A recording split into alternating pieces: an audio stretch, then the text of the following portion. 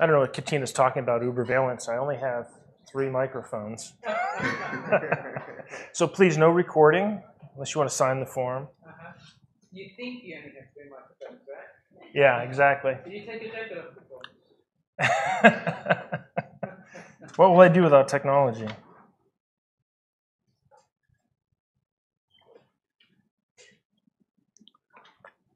Speaking of technology, I'm waiting for the cue from the tech guy. Good morning. So if the topic here is data alive, and Katina did a really deep dive, provocative, on data and tech companies, I'm going to turn the lens the other way and look at the alive part and the humans side of the equation. I'm also not as smart as Katina, so I have some old-fashioned notes, so please excuse them, but I don't have any slides. So this is a stone tool made by an early human ancestor in Western Africa approximately 1 million years ago. You've probably picked up on the fact that this is not your standard technology disruption talk. This is a clay tablet with cuneiform, the earliest human writing. This one's a replica. This is authentic, and you just can pass it around. My kids were afraid that they'd hurt it. I'm like, you can't hurt a rock. And this, of course, is a smartphone. What do these 3 things have in common? I think that they're all artifacts of some landmark human achievements, right? What are some of the human achievements that made us special that didn't leave artifacts that are harder? What can we think of? What makes humans special? Opposable thumbs, language, fire, agriculture, right? And Eric, I guess. Large brains.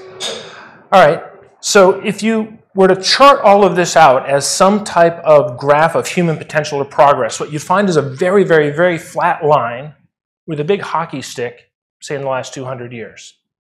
Now, depending on the variables that you want to put on this chart, if you're an economist, you might look at outputs or income. You can actually do inflation-adjusted dollars across this period of time. If you are a biologist, you'd look at population, species, lifespan, productivity, range. If you were an ecologist, you might talk about humans' ability to control a percentage of the Earth's natural resources. If you're a millennial, you would chart the number of Instagram followers one has. By any of these, you'd find the same basic flat with a hockey stick. Some might move in by a couple hundred years in the 17th and 18th century. So if that's the case, and this is probably not new to you, you're probably asking yourself, why do we have to go this far back to understand data? I'd argue that without doing that, we don't understand where we're at today. So indulge me, and I'm going to kind of take us through this kind of tour of human history and back to today, and hopefully leave you guys. My goal is to outline this progression a little bit for you, challenge some of the assumptions, even in the model that I just gave you, and hopefully leave you with a new perspective on data today. So what artifacts didn't show up on here? We talked about a couple. But there's also throwing the unique human ability to throw hard and with precision, very unique to us. Fire.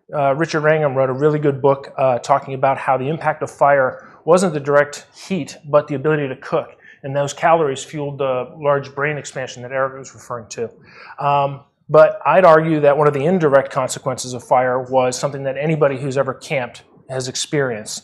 That late night gathering around the fire, or that social environment, was probably the milieu around which language began, right? So these things bootstrap each other. And then even the humble needle and thread. You know, we probably don't think about that, but there was a period of, kind of frigid environments in which our ancestors were able to survive in new environments because they adapted needle and thread to work close-fitting garments and furs at first and later garments. These were really breakthrough technologies, but none of them are visibly apparent on that line I gave you. I'd argue that this one is.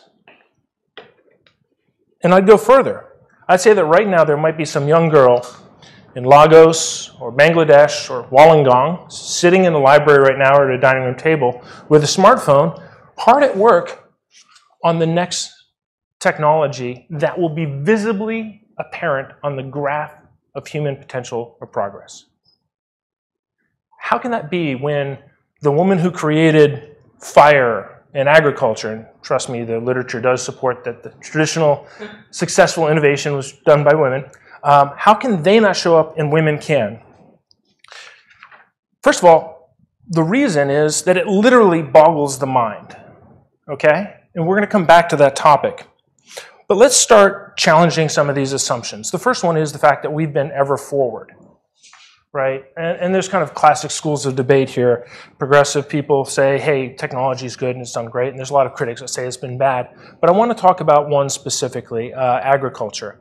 Colin Tudge wrote a book about the birth of agriculture in which he portrayed early hunter-gatherers as generally well satisfied in life, not having to work too hard, living in the now, and that farmers who came along later they were in the future.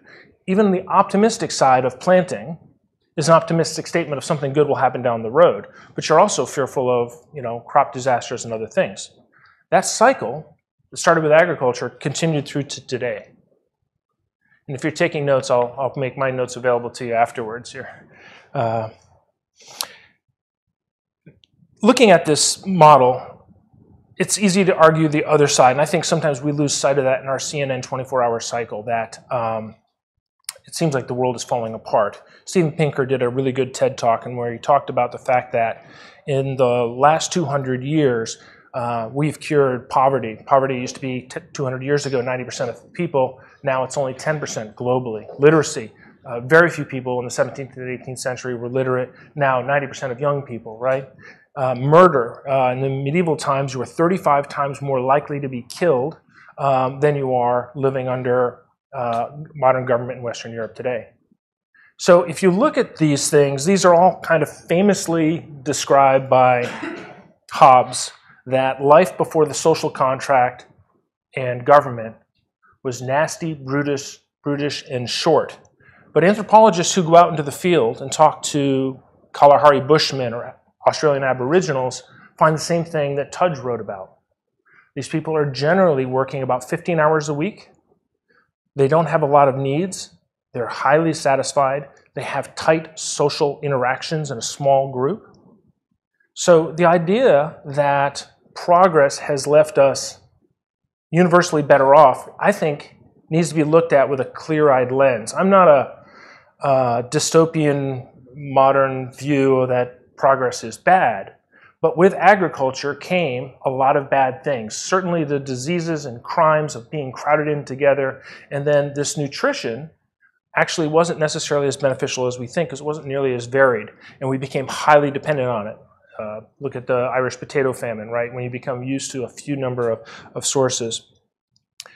All right, so if we don't want to go so far as Jared Diamond went to say that agriculture is the worst thing that ever happened to humans, right? But we do want to be clear-eyed in this. There were, with technology, an unequal distribution of resources, hierarchy, right? We did see crime. We did see nutrition. Would I want to go back? We can't go back. So what's the point of that argument, right? Oh, it used to be better or it used to be worse. What's the point of this? But I think having a historical context helps us to better understand where we're at. As a Google engineer, I would not go back as a Fertile Crescent wheat farmer 3,000 or 4,000 years ago if given the choice. But I might want to go back to being a bushman, and that's just because I like weather like this and I like being outside. So if we look at this, it brings me to my second point. Why can that young girl in Wollongong make a difference on the human inflection curve, and never before in human history was that ever able to rise to a blip that was big enough that we can see in the modern times? Well, first of all, to understand this, I'd say the model that I like to use is Stephen Johnson's ideas as networks, right? He talks about the larger the nodes, the more the communications between the nodes, and the more the forums are for intersections, particularly random intersections like today, the better the potential of a network to innovate.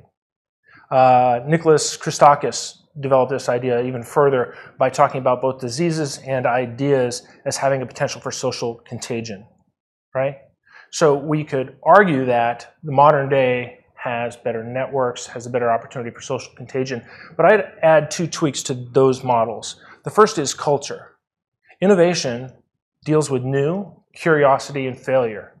And if you have an environment in which those things aren't valued, we can think of modern areas of the world today, then those will have a chilling effect on those network effects I just talked about.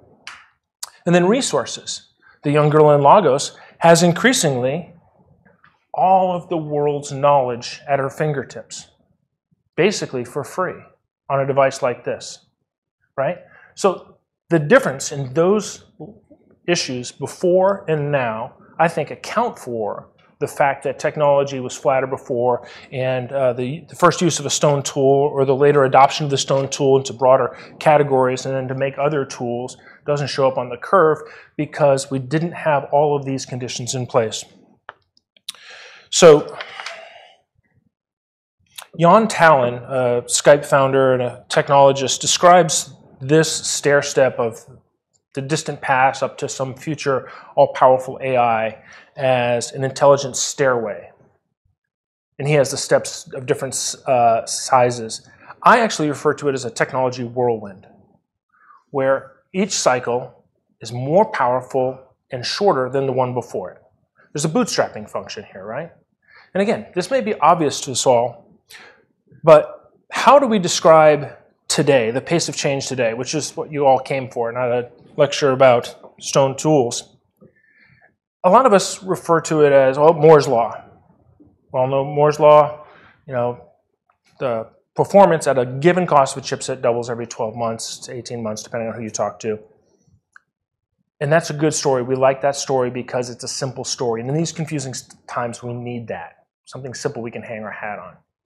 But I'd argue it's a big mistake to think that simply. In fact, it's far more complex than that.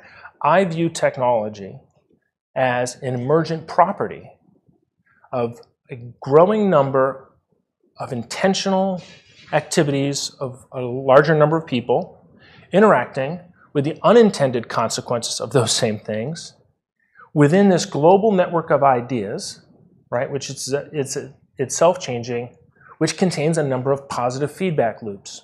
Let me share with them some of them. So, Metcalfe's law is definitely one of them. Chipsets, power, computing is useful. That gathers data.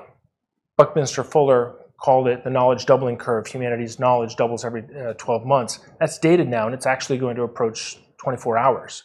With this increasing amount of data and computing, we have more power. That data is manipulated via software. Former Microsoft CTO Nathan Weibold described the revolutions in software architectures as Nathan's law. Software operates on computing platforms. Bell described the revolutions in computing platforms. In fact, I had my mind blown a couple years ago when one of the world's top data people told me to go look up hyperscale computing. It's no longer cloud scale, it's hyperscale. And I had to look at the companies that were doing hyperscale computing. When you put all of these things together, and then you realize all of these effects are appearing in different industries. Some might appear in biomedical, others might be in materials, others might be in manufacturing, and others in pure technology. What you find is the cumulative positive feedback of all of these things leads to an logarithmic expansion of technology, far, far greater than Moore's Law. And maybe this is obvious to everybody, but I'd argue we can't understand it. We literally don't understand the issues that were going on that Katina talked about earlier. Let me give you a simple example. I'm arguably one of the world's top telecom technology strategists. Maybe me and Eric would be the only people who would say that, and maybe it's just me, but I played key roles in 2G, 3G, 4G, and now multiple key roles in 5G. And I know all the dark secrets of what Katina is telling you we do as companies, and she's right. But I hand my phone to my 13-year-old to have her show me how to use the camera settings. I don't have a clue. She knows, right? And the team of engineers who built that probably know, but I don't know. I'm an industry expert in this field, and there's a growing number of things that I don't have a clue about in my own field. You scale that up to people who aren't experts and to all these other things. I'd argue what we have is this emergent property that we don't understand, and it's because of the human constraint of our ability to understand these things. So my fourth assumption I want to talk about is just that, the human condition. So clearly, we're better off as a result of a lot of technology. I talked before about The Economist.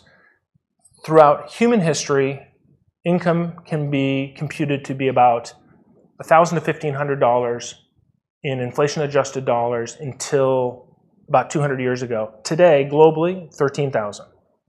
Okay? 10x increase. That's globally. It's obviously far higher in the Western worlds where technology is more common. Life expectancy throughout the species' existence has been 30. Until about 200 years ago, it jumped now to about 70 worldwide, and again, much higher in Western worlds. We're better off. I'd argue, along with Pinker, that we're far better off than we realize. In fact, one of the things is IQ. Political scientist James Flynn kind of famously has now studied IQ, which is a bit of a, has its own quirks associated with using IQ as a metric, but has found that over the last 100 years, Western societies have had a 30-point increase in IQ, generally attributed to technology-fueled improvements in education, nutrition, etc. Right? This isn't all just chipsets. Sometimes it's basic electricity. Heck, our household chores were 60 hours before electricity and household innovations, and now they're 15. So the human condition is better, but are we happier? Are we really healthier, or have we shifted earlier onset diseases for later onset diseases of our own making? And I'd argue that a lot of the stress that we create in our own lives could be leading to issues that we don't quite understand. Again, I'm not here to give answers. I'm here to raise questions and challenge some assumptions. But I would say the actual humanness of us is something we need to think a little bit more about. So I've been studying the evolution of human cognition now for many years, 4 or 5 years. And I've developed a model that I refer to as the layer cake model. And some of it's really familiar to all of us, that its base is the reptilian brain, right? We're designed to have these unconscious processes around feeding, fighting, mating, etc. On top of that, second layer in the tripartite model is these kind of unconscious processes related that you can imagine evolving in a primate society. Small group collaboration, paying attention to eye gazing, where are you looking, paying attention to facial position, posturing. These are all unconscious processes, and along with them maybe slightly more evolved emotions like jealousy and envy. Hey, they're talking to them, but they're not talking to me. These things evolved a long time ago. They evolved in environments in which they were adaptive. They took a long time to evolve. Now, let's spin forward to cooperative conscious thought. You can picture these happening in those hunter-gatherer environments. It's really complex to do cooperative hunting. Very few species do it. Requires communication, language, requires a lot of other things. So that's the third layer, right? Now, I haven't done anything kind of breakthrough yet. But the next layer here, again, keep in mind that the first two layers are predominantly driven by unconscious processes, highly modular functioning in our brain. That's a lot like the computing in a modern day car. Your car has tons of modules all over the car, doing things, adjusting for the snow outside today, adjusting slip, fuel, ride, all without informing the driver. Those first two layers work like that. The third is slightly conscious. But then we add on culture. Now, culture evolved over hundreds of years, maybe thousands of years, but I'd argue that we are encoding in cultures around us, the people around us, in the abstract myths that we've all agreed to believe in. What are some of those myths themselves? Government, money.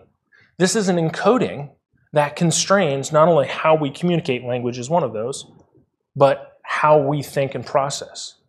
The next layer up is personal learning. Right? Individual experience. This evolved over decades. Right? It's subject and malleable and plastic to changes, but it affects how you learn and how you think, what you pay attention to. And then finally, I have this view of an extended cognition, that how we interact with these devices, with flat screens, is changing how we think. I don't know their phone number. I don't have to, it's here, right? So as we shed cognitive processes from here to there, I don't have to keep track of how long I'm talking because there's a device here that tells me if I'm talking too long, which I probably am. That has an effect on how we think. Why is that important? Every single thing I just talked about evolved over time, adaptive at that time. Everything, when you take a deep dive into that, has changed around the circumstances that cause those things to be useful at that time. Trust me on this, but we can talk more. If that's the case, things that were adaptive in the past are now possibly maladaptive, bad for us, or possibly at best, as Stephen Jay Gould says, exaptive. Good for something before, it's around now, so we'll use it for something else. So when you take this view and you apply it to modern day technology, let's just start with the biggest thing by quantity. Americans watch 5 hours a day of television. Scary statistic. But why should I be talking about Magic Leap or virtual reality or social media when TV still dominates?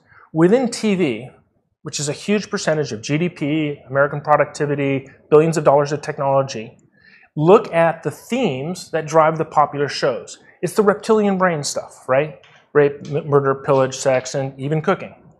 So, I'm not judging.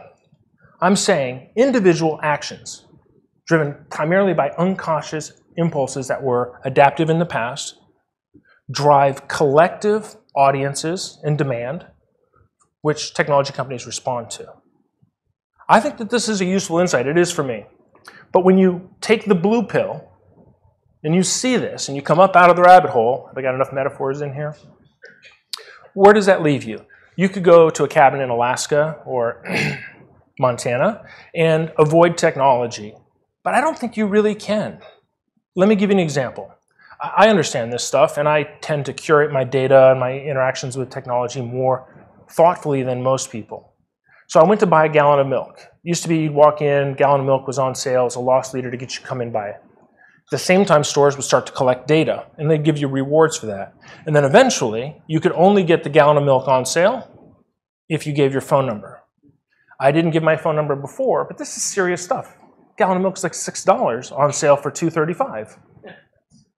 So I started to change my individual calculus based upon the collective calculus that other people had made that shifted technology adoption in the marketplace.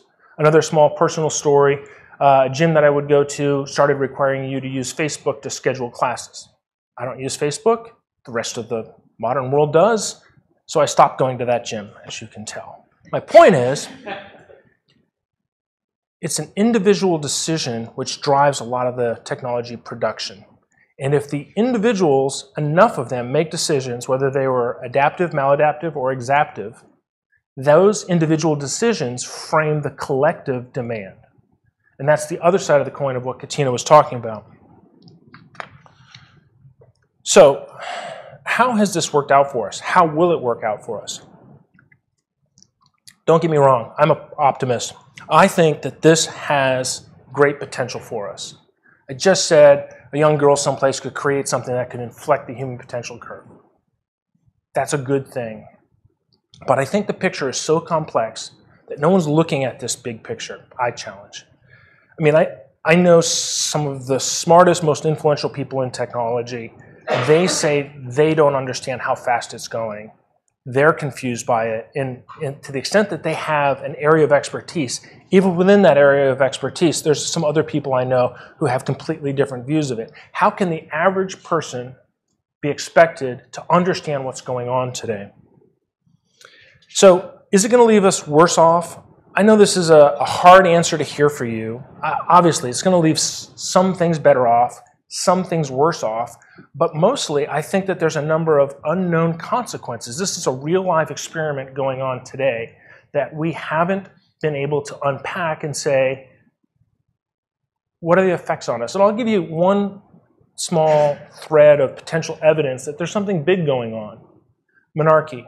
Now, the technologists and the guys in the room may not be familiar with this, but the women and biologists will be. It's the age at which an onset of a first period of a young woman. Stable throughout human history at about 13. goes up during times of plenty, it goes down during times of stress. And there's some other things that adjust it. But as a global average, it's been going down for the last 150 years. I argue elsewhere that we tend to adopt technology to give us an adaptive view of the world, but our choice of those technology media that we consume and how we consume it gives us the impression that things are far, far worse than we do. It's a bias inherent in how we adopt technology. And I think that one of the places it's showing up is in really stressed out kids. I don't think we're going to see the end of that picture anytime soon. So what I want to end with is my fifth point, which is conscious control. This dynamic that I'm laying out is influenceable. It's hard. It's not 100% knowable, but we can begin to chip away at it. Let me justify my own TV watching. I saw a movie on Netflix the other night. The heroine in the movie says, power is making decisions. Power is not getting buffeted by the tides of history, but picking a boat, jumping on board, and hoisting a sail. I think we're entering a period of time in which we have unlimited potential, but we're not making conscious control of it, individually, collectively, or I'll go above collectively and say societally. I think it's really important to talk about technology, companies, and policy like Tina's doing, but I also think it's important to us look introspectively at the individuals and at the human race. And we can begin to say a couple things. Yes, I think technology is moving faster than any of us can understand it. Acknowledging that's a great starting point. I think it's driven by attention that is filtered through this layer cake that we've dealt with. Example of culture. You might watch football not because you like to watch football, because it gives you something to talk about on Monday with all your friends that do. There's lock-in that occurs with all these things, and it filters what we pay attention to. We're approaching a really unique time in human potential, both good and bad. And I'm the first person to say that. Marshall McLuhan said that we're driving into the future, looking in the rear view mirror. I really believe that's what's happening. If you look at the humanness of us, that's what's dictating our adoption, because it's mostly unconscious. And to the extent it's conscious, it's not necessarily well informed because the technology picture is new and it's fast changing. So my call to action here, before I get booted off the stage for time, actually I'm back on time, is to consider what we're being given as a magic wand. I mean, frankly, it really is. If you ask somebody a couple hundred years ago, or certainly a few thousand years ago, to look at the modern world, it looks like a lot of magic. And if you believe my story about how fast it's evolving, I think it's going to be a very amazing world in the future. But the myth, the narrative around the magic wand is not just, whether it's magic wand or wishes or genies, that those wishes have unintended consequences. That's an old story, and I agree with that. But it's that the use of the wand comes at great cost. So, if we have this magic wand, my ask of you is to start to ask the question, how do we want to live? How do we want to be alive? We cannot say the same way it was and leave it to Beaver. There's too much changing in our environments for us to say the same old way. We have to consciously do the head work of figuring out how we want to live. How do we want to think? What are the values of this new world? And they can't be the traditional ones because they have to be adapted in these new environments. What's the cost that we want to pay? There's going to be a cost. And what do we want to begin to pay attention to? These are not easy questions. This isn't about blaming the tech companies. That certainly needs to happen. I believe what Tristan Harris is doing in humane technologies is a really important discussion. I think talking about what the technology companies are doing is really important. This is not about screen time and dopamine.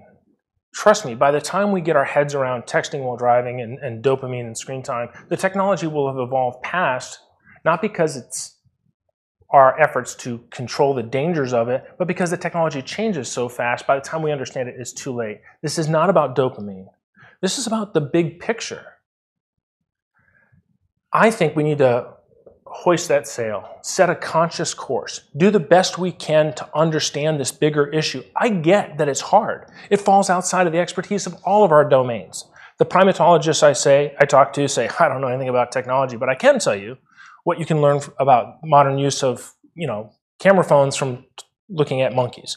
I can say that the sociologists I know don't understand the monkeys or the technologists, and the technologists don't even understand the technology. But I think that if we don't do this, if we don't step outside of all these different disciplines and begin to work together about this bigger question, I think we're going to miss the forest for the trees, whatever metaphor you want to insert here. And I think we can be more productive than sticking our heads in the sand and saying it's a hard problem. And I've got to tell you this, the alternative to tackling this problem, what is the future of thought, is not pretty.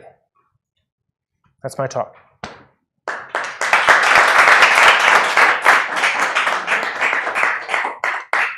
It was supposed to be a little bit more upbeat towards the end, but anybody want to touch a million-year-old stone tool? Yeah. eBay told me it's authentic, so. Have you heard of fake objects instead of fake news? I've manipulated this video to... Hi, everyone. I'm Eusebius Kornbacher from the Business School, American School of Business in Baltimore. The first thing I want to be able to share with you how happy I am to see Katina again. I mean, we probably saw each other 13 years ago across Tasman. I used to live in New Zealand, a funny accent. So seeing someone from the West Island, if you know geography, New Zealand has 3 islands, north, south, and west. Some people still call it Australia, but we still prefer to call it the West Island. What I'll do is that I'll share some ideas regarding digital disruption or this new idea of the ecosystem. And I think they tie really well with the ideas that Pat brought and then try to convey a discussion. One of the things that I'm really happy about this opportunity to be here is that I managed to leave the business school for a while. And one of the things I tease about on the discussions about technology and about technology adoption and the effects of technology into people, businesses, organizations, society, whatever you want to call it, is that a lot of times I feel that you have like Muslims, Christians, and Jews talking about the same God, and we have our prophets and our holy books, and then we create our temples, and we hardly ever go across temples and say, hey, we're talking about the same thing here, but we get caught up in some details that sometimes this interdisciplinary discourse is very hard to, where I'm going to publish this. What's the, which list is on the FT50? Am I getting tenured about that? Thank God I have tenure, so I don't care. But I think that freedom of discourse and thinking and be able to share different perspectives, I think is absolutely fantastic. So I want to commend the initiative to do this. I'm very happy to be here. So let me start what I think when we're trying to understand this digital ecosystem, I think the first thing we need to understand that you had 2 paths that actually were growing completely separately. One is wireless telecommunications, and the other one is the internet. In 2001, I decided that the future of e-commerce, because that's what I was doing in my master's, was in Japan. So I went to the Japanese embassy and said, do you have scholarships or grants? They said, yes, we do. They said, is it possible to get one? I said, well, it's pretty hard. Well, a year later, I was going to Japan and started to study the idea of mobility as a disruptive technology. But what I noticed through the years of studying that was actually more and more I saw system convergency and fluidity, which means the idea of time-space interaction becomes way, way, way more fluid. And the systems that used to be specialized into a single point becomes way more multifunctional. The other thing that I noticed, as somebody who saved money to buy a Commodore 64, some for you guys may remember that, is that the effects of how accessible technology becomes. One of the key issues that you see, I'll put my business school hat, is not what is possible. As a mechanical engineer, I used to be one. My wife still doesn't go over this one, but anyway, is what is possible. As a business school professor, how much money I'm making on this? Is it actually viable in terms of business? So it changes the perspective of that, right? But that's one of the issues that I find, that you end up with this device that to me is not a computer, but really it is a media device. It is a device that mainly allows us to interact with humans. So when you think about Alexa, or you think about your smartwatch, smart TV, smart fridge, whatever it is, are basically devices that are allowing us humans to interact. So if you think about, I actually think that there are three key stages in terms of the evolution of this ecosystem. The one is when Katina, I'm going to use you as a guinea pig today, Katina. So is that if you think about here, you have space and you have time. I'll go back here, sorry, I realized the microphone. And when you see that movement, let's go to the first one, the stationary. The red lines are basically Katina's movement in time and space. And the white ellipses there are actually the times that she was able to say to do a task, like write an email. Let's use that one. What you've seen here, when then you got your Packard Bell 14 kbps modem, by Telstra, right? And you had the internet cafe somewhere between, your home and the University of Wollongong. That would happen, you see that yellow or golden area expanded dramatically would allow then in different points of space and time to actually accomplish the task with support of information technology, allow Katina to actually have their interaction.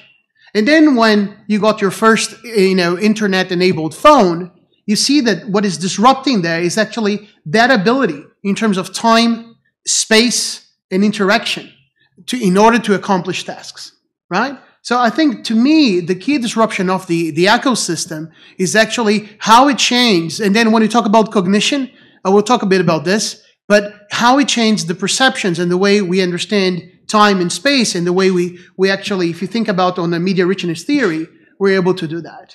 So to me, when you combine wireless connectivity, portability, data analytics, AI, whatever the buzzword you want to use, that's fine. Right? What it does, it creates this ubiquitous digital ecosystem that allows us to have this continuous support to individuals. But also, when you look at IoT, it allows us to enhance the affordances of the objects. And what it means by enhancing doesn't mean that it gets better. It means it does more things than used to do.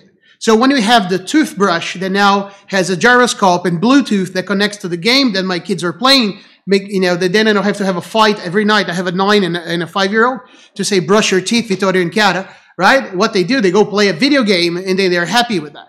But the question is, that's collecting data even on their brushing habits. So the issue here that we have more and more technologies that are basically connected and they're embedded and they are smart. When you think about smart, they're able to process data, they're able to generate data by the 14, 20 sensors that they have. So does it really change things? So let's have a look. Look at the context. And I give this talk all around the world. Last week I was a visiting professor at the American University in Cairo.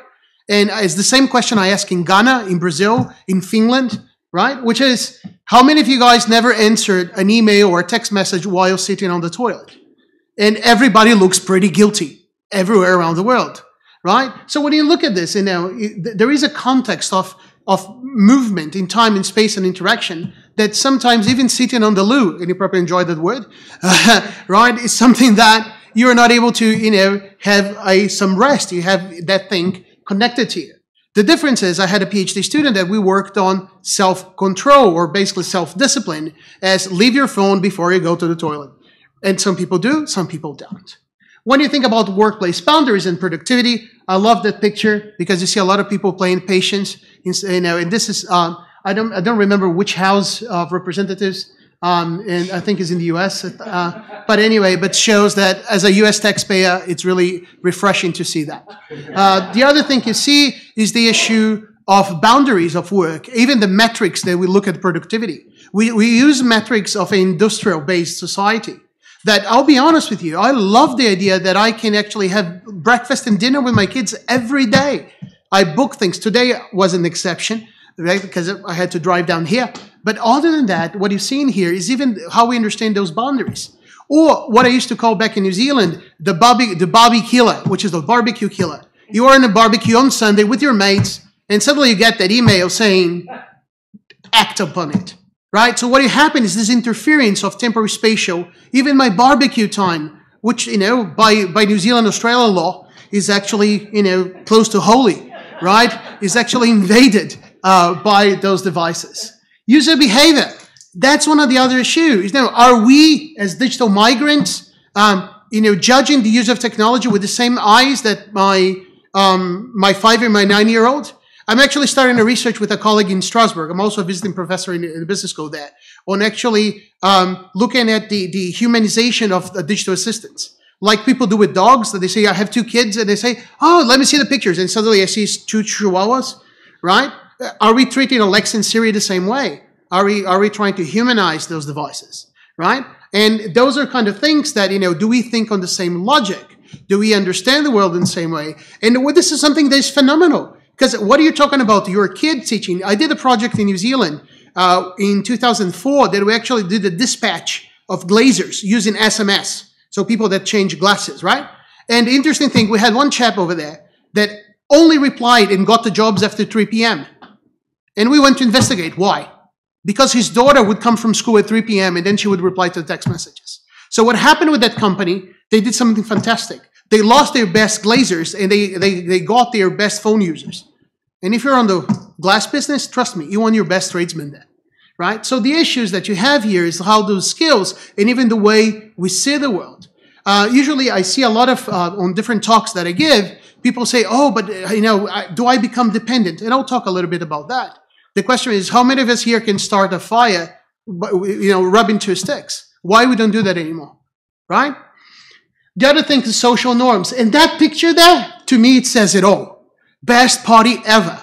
So what happens is they are sharing the same space and time, but cognitively, they are talking to their best mate in Finland or in Hong Kong, or we don't know our neighbors, but we still have that.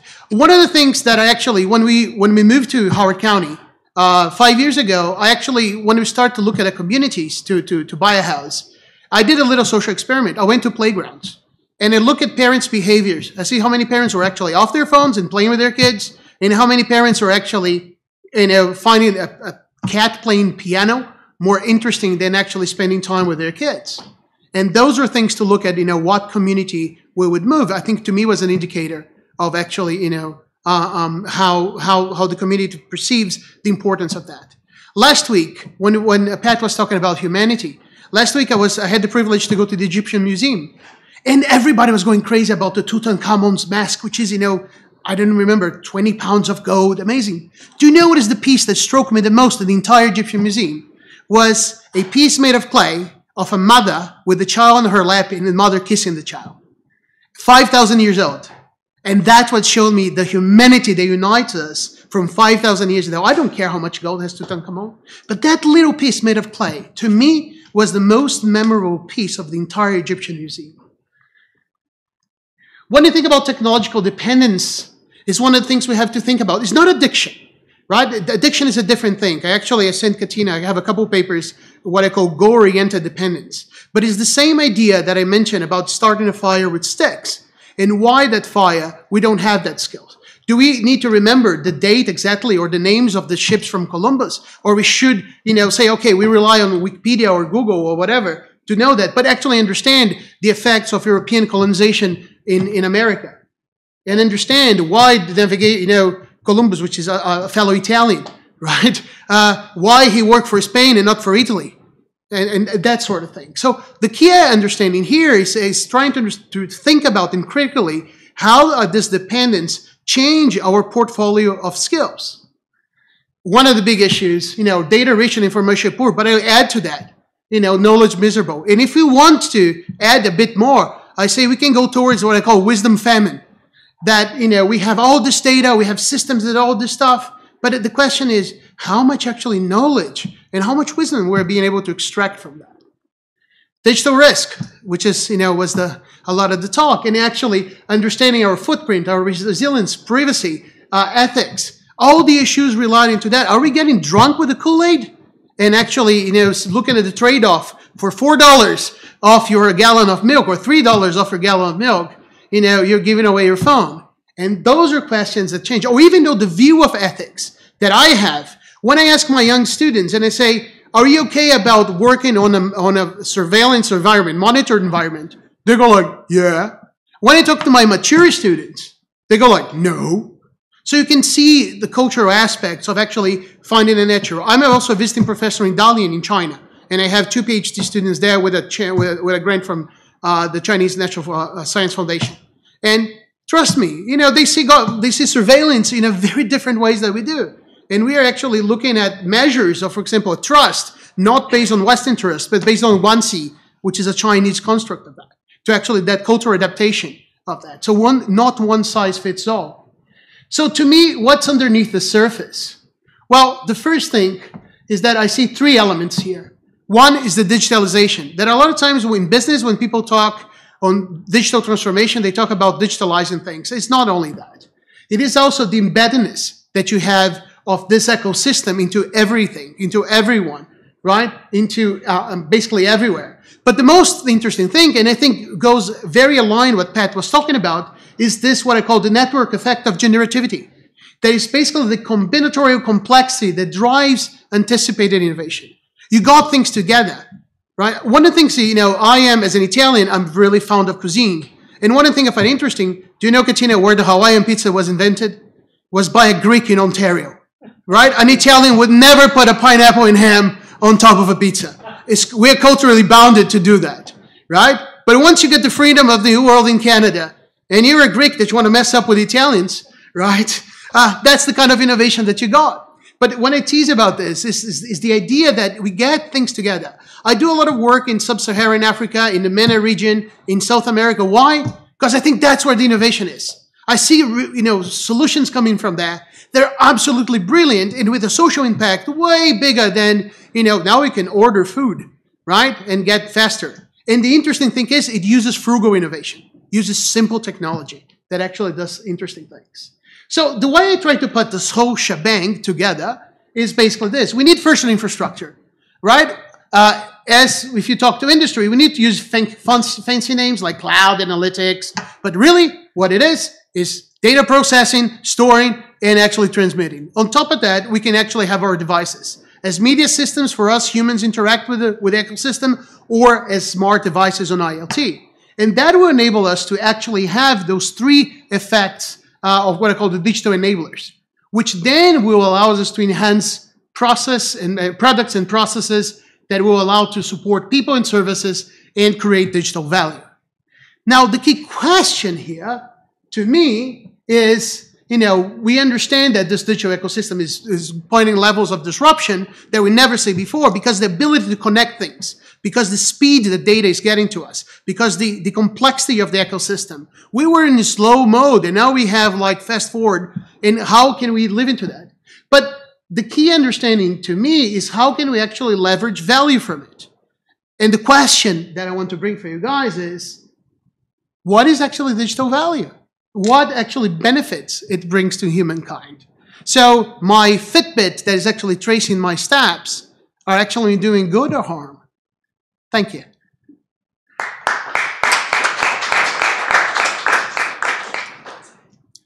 Questions, comments, and also Pat, I invite you to join.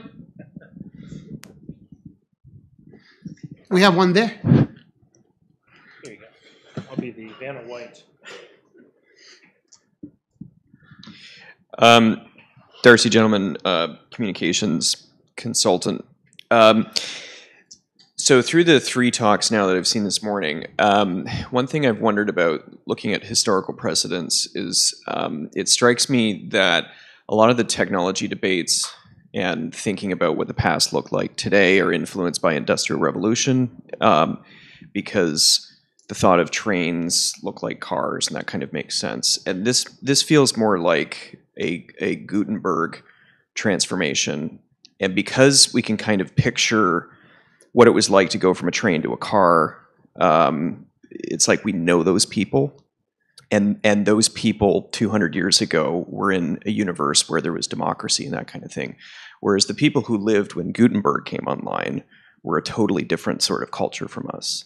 And so might perhaps looking at how the distribution of information, how it's used, what it can cause as knock-on effects, that some of our where are we going existential crisis is because we're not looking back far enough for a precedent of how to navigate.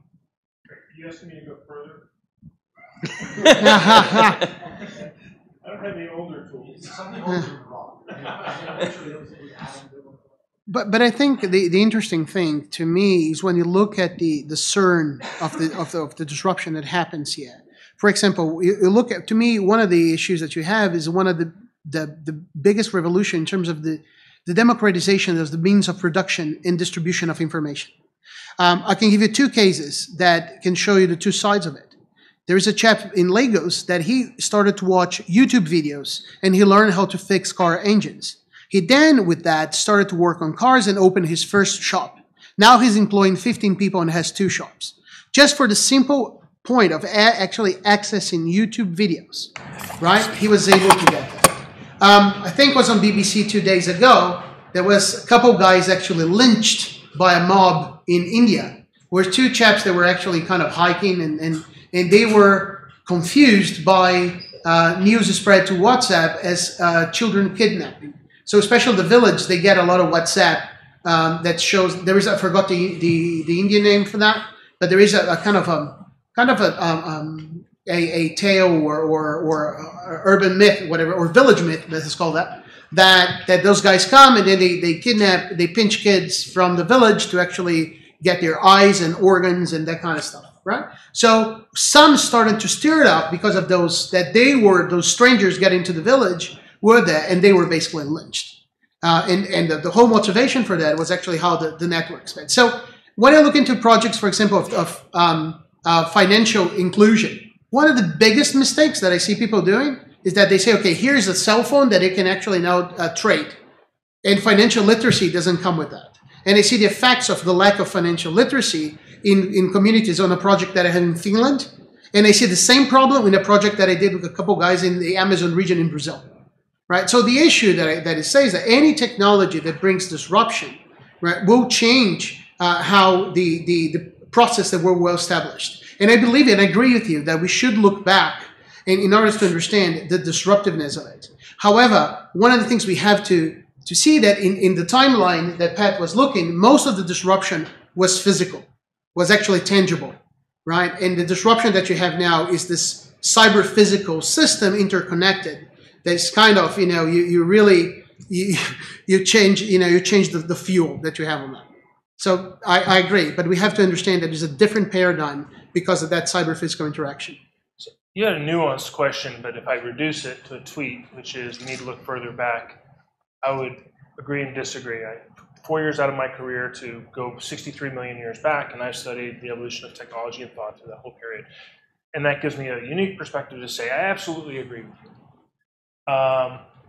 There's a lot of interesting stuff when you look at Gutenberg and the coevolution of glass and the fact that eyeglasses came out at about the same time, a few years later, and that bootstrapped reading among a certain population, and then that glass led to microscopes, which led to breakthroughs in other things and telescopes and et cetera. So when you look at these things, whether it's Gutenberg or refrigeration or electricity, you find, first of all, we have flawed understanding of the past. To do a really deep soak in those things, to really understand what happens, it's a lot of work, which is, and I don't think it exists out there, which is why I wrote the first 2 books I did, because I just wanted to read those books. They didn't exist, I wrote them. Let me give you one quick example of something that gets lost among all this noise of, oh, there's a book, you know, Gutenberg died broke, right? The guy who invented refrigeration died broke. I mean, these weren't instant successes. These were bumpy paths. I love the story about the wheel. You got thumbs, fire, et cetera, the wheel. The wheel's been an iconic technology innovation. You know, it disappeared from the Western world for a number of years after it was created. Go read The Camel and the Wheel. So the wheel was created in the Fertile Crescent area, and you can prove that archaeologically, with the rise of Islam and with the changing trade habits of caravans and the prominence of camels' use over wheels on the roads in which a wheel was invented to work. So it wasn't like it was too sandy for the wheel. These are the same place that the wheel was invented and created breakthrough things. The camel took precedence because of some coincidental improvements in camel warfighting technology. A new saddle was created that made the camel a more effective place for the Bedouin tribesmen to then assert a cultural dominance, and then they kind of made the wheel verboten for a number of reasons. And then as Islam spread into Europe, the influence over a few hundred years, the wheel disappeared. It disappears from literature for hundreds of years. Iconic technological breakthrough, had these coincidental technology co-evolutions and cultural things. It's not a very clear path. So understanding that is useful, but it really takes time to go deep and understand what really happened there. But then the last point I'd make is, it doesn't matter. What we're going through right now is so unprecedented that we have to be careful. Those of us who take the time to study this stuff, I think, great, good on you, as they say. It doesn't do a damn bit of good. Because what we're about to do is so different. It's useful to be informed by that. But if you try and articulate things that way, people still bring along all that cultural baggage I talked about before. I'm talking about a whole new world. And getting people ready for that, we have to be careful using the past as the model for the future. So I'd argue for a nuance, more past, but being untethered to some unprecedented change. If that helps. Yeah. I think his was more passionate. Yeah. I'm Italian, so that's on the block. I know. I was like, oh, that's passion. That's what I've got to do. But one of the things if you think when I was teaching e-commerce the first time, like in the late '90s, beginning of 2000, we were talking about the virtualization of the organizations. And if I look at my master thesis, I love the title. It's information intermediation in the cyberspace, right? So the kind of lingo we do on that. But the interesting point on that back then, and I see a flaw in a lot of students that actually starting to look at digital transformation or disruption, that they don't study the authors like Negroponte, Pierre Levy that were like understanding this rise of digitalization or visualization, right? Go straight into the technology. And one of the issues that I always found very challenging is that we use analogies of the physical world to explain the digital world. If you see an ebook, it's the affordances of an ebook. Just one of them, which is information repository, is actually completely transferred from the physical entity. Like, if I want to invite Katina for coffee in my home, I have some really thick books in Russian, which I don't speak Russian, right? But the one language he doesn't speak. Yeah, it's one of the three. But I want to show off that I have, War and Peace from Tolstoy in Russian. So it's actually the functionality of the book is zilt on terms of information repository to me, but is it a way of socially, affirmation or whatever I want to call it, to my friends coming at it, and then I have some stuff in different, in different languages just to show that I'm a really, really, really smart professor. The question is, all those things are actually fake news or fake advertising, right? Because of language that I don't speak. But the interesting element is that physical book is providing a certain affordance that could not necessarily be digitalized. And the issue is that we tend to explain by the things we understand. We have the E whatever, now we had the I whatever, and I want to find out what letter is coming for the next generation of marketeers to sell stuff to us, right? So that's one of the issues. Then I agree that the level of disruption and the level of uniqueness, we have to, really understand the past and actually try to not lose thought. And even we do in things that were done in the 90s. I see students that are doing a PhDs on this, and they go like, who? Because they start with, they go with the steam engine, and they don't never heard of like, what? There was like horses before, and that kind of issue. So memory, I think, is important, but at the same time, trying to really understand the level of disruption and let it go, I think is quite vital to be able to kind of think the future in a different way. Can I build on that and go to another level? Sure. Let's play a chess game here for a minute. How many people know about the Deputy National Security Advisor in the U.S. White House? Changed roles recently, raised a show of hands. Has she been assigned a new job yet? Yes. What was the new job? No. Okay, but you have a basic sense of this issue. The 24-hour news cycle has inundated us with tweets, short, interesting information that somehow appeals to us. It has squeezed out the ability to do what I did. And I have a colleague who we were talking about earlier, left a Nobel-worthy genetics role, literally he's been nominated a couple times, 15 years ago from MIT to focus on the future of thought. We're the only two people we know focused on this. He has no incentive structures whatsoever to do what he did. Left full funding from Howard Hughes, full tenure, just focus on the future of thought. We've been studying this thing in libraries, reading books, talking to people. The rest of the world is wrestling with the tweets about Melania and Trump and gang rapes and all this other stuff. So a couple things happen. First, the level of commitment it takes to understand the past in a useful, as unbiased as you can be, flexible and adaptive way goes against every incentive structure a commercial guy has or an academic guy has. Second, if somebody was to do that, now is where the chess game comes in. They're going to start talking to a world. I'm not talking about shorter attention spans. I'm talking we have fundamentally chosen to pay attention to things because they used to be useful to us that are no longer useful to us. Why does it really matter that you know about this deputy NSA person? I know it. I'm not casting aspersions. It doesn't, other than it. Robin Dunbar, a primatologist, said that 60% of all animal language is gossip.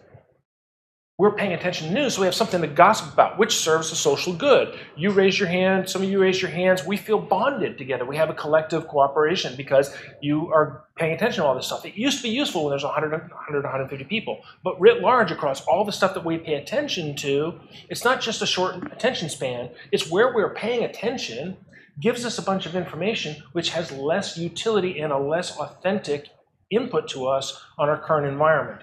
So, if somebody wants to go and think on these issues deeply, they then come back into a dialogue of ideas with other people that they speak two fundamentally different languages. Have you read this book? Have you considered XYZ's thought? Have you looked at it from this perspective?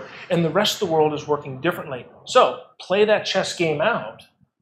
It leads to the kind of, as things get really confusing, if you buy my story that Katina's situation is hopelessly ununderstandable by even people who are deeply rooted in it.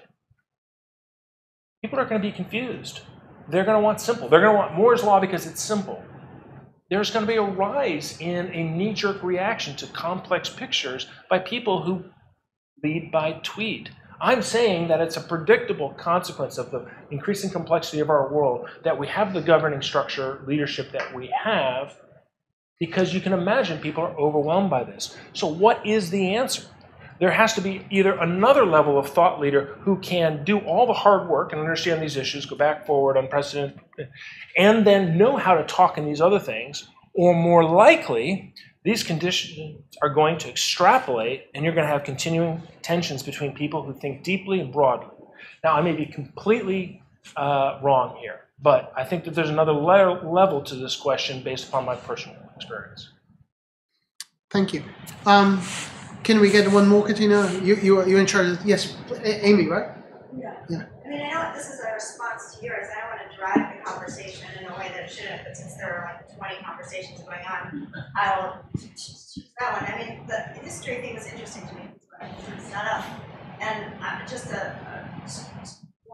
two thoughts, queries for you. One is, I would think that leader, like the interest of it's the meta history. The thing that's interesting about history is it shows us that things aren't sort of God-given. So if things used to be sort of different, that means they could be different again. We can think, well, maybe we could think about privacy differently since we didn't used to have private. We could think, right? So that to me is that leader who gets the sort of meta thing. And then just as a point, I'm very interested in the way in which people are all going to get these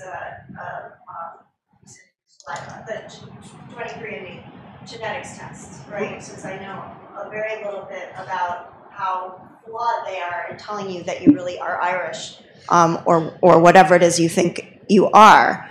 But it seems to me to indicate at an individual level this sort of profound interest at a personal level and people connecting with communities back into history. And there's something there. And I know that we're going to talk about narrative in the afternoon, but there's a more complex story that people really desperately want to tell or find about themselves. And I think the data participation in that is interesting, or this idea that, well, if I can prove it, then I really am Irish and I can still be in the EU. Right. I'm just worried on time. Yeah. Is your mic working? I think they gave me one that has a green light, so I'm... Okay, so you're fine. Okay. I'll just be brief, but I'm very much looking forward to your talk. Clearly, I'm a big fan of narratives.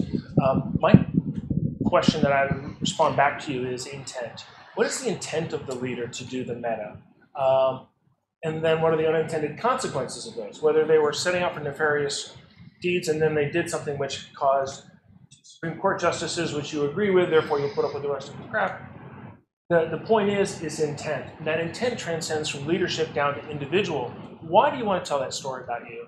How does that inform your individual meta goals as a person?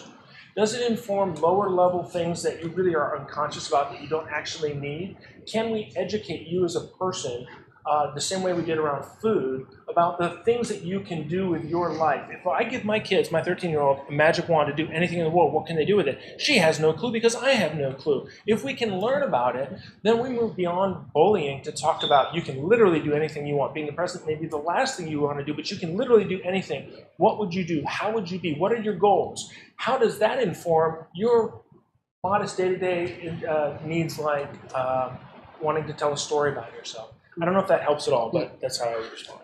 Well, thank you. At the end of the day, I think in any group, people want to find affinities with themselves. So, like, I developed a system in 2004 that students could text in the classroom. Actually, there's a communications of ACM paper called Cell Phones in the Classroom. If you cannot beat them, join them.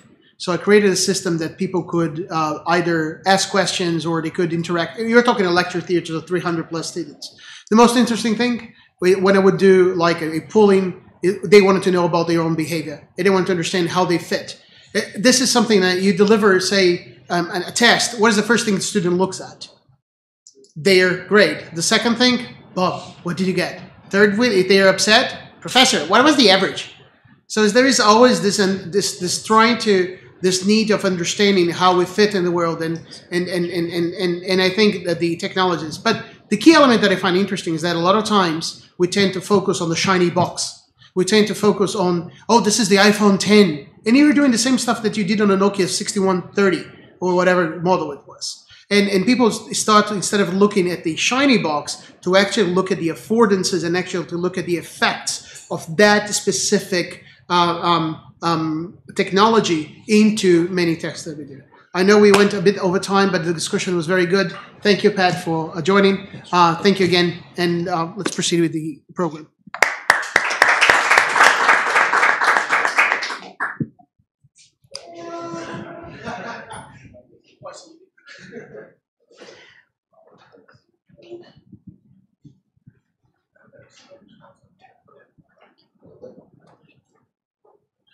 So I'll just go ahead. Is that right, Katina? Yes, thank you both. So I'm Bob Cook-Deegan. I'm with the Consortium for Science, Policy, and Outcomes, and also with the School for the Future of Innovation and Society at ASU. And we're going to shift gears and we're going to focus on, I'm just going to tell some stories about the convergence of two technologies, one of which we've talked a lot about this morning, but the other of which is the generation of genomic information, and particularly DNA sequence information. And I'm going to try to put it in the context of some problems that we're actually trying to solve by studying them, but we actually don't know what the solutions are. And I'm going to start with a story of a guy who I met at a family wedding a little less than a year ago, who contacted me about 3 weeks ago because he's now, he actually yesterday morning checked in to one of the major cancer centers, and he had discovered that he had 3 metastases in his brain. And he's had male breast cancer, melanoma, and a third cancer, a lung cancer. And he thought he had escaped at the time of the wedding last year. He was healthy and happy, and but they have now discovered tumors in his brain. And as we dug deeper into that story, it turns out that one reason that he has had 3 cancers may be that he has a variant in one of the genes that's associated with breast and ovarian cancer, the BRCA genes that you've probably heard of. This is the Angelina Jolie story, right? Angelina Jolie had one of the mutations that was early discovered in in studying familial inheritance of cancers. And her mutation is quite common, and a lot of folks know about it. This particular family that this guy is facing right now is actually, it's a mutation that happened in the Netherlands, in Holland, probably a few centuries ago. It is not one of the common mutations, but it is a mutation that's common enough that it's shown up in 20 different databases all over the world. And we know that because we have, in the last year or two, we've created data structures that allow us to pool the information on the mutations occurring in this gene from all over the world so that we can better interpret them. And in his case, we can be quite sure that that's a mutation that causes cancer. But here's the thing. These, let's just take these two genes. These are two of the genes that are the most studied genes in the human genome, BRCA1 and BRCA2. One's on chromosome 17, one's on chromosome 13. They were discovered in 1990 and 1994, and then they were characterized and sequenced in 1994 and 1995. Now, why are those dates important? Well, think about it. When did the Human Genome Project start? The Human Genome Project started in 1990. And the reason that we could go from finding that there was a broken gene on one of those chromosomes to actually characterizing the gene and sequencing it and being able to identify the variants in those genes that are associated with cancer or not was possible because of two things happening, two convergent technologies that developed in the 1980s and 1990s. One of those is the ability to determine the order of base pairs in DNA sequencing technology. That was invented for the first time ever in 1975. By the late 1970s, we could do it by hand in laboratories. That's what I did when I was a postdoc. We would put gels in the freezer and read things out by hand. Nobody does that anymore. It's been completely digitized. So that was one technology whose, it's on a hypermoore's curve of the ability to derive DNA sequence information. But that wouldn't have mattered at all if we didn't have the miraculous change in the ability to share information through particularly the internet and the World Wide Web. So of course the World Wide Web comes in 1994, and one of the biggest first users of the internet and the whole idea of the Human Genome Project depended on the ability to share information from labs generating DNA sequencing information all over the world and get it into central data repositories that would enable it to go to a place where we could actually put it in a database and make comparisons to a reference sequence and see if there are variants that we have discovered in our lab. So the convergence of computing technology and DNA sequencing technology is largely the story of genomics that took the form of the Human Genome Project in the 1990s. So genomics is actually a field that it didn't have a word. It was not a field until 1987. The term genomics was coined in 1987.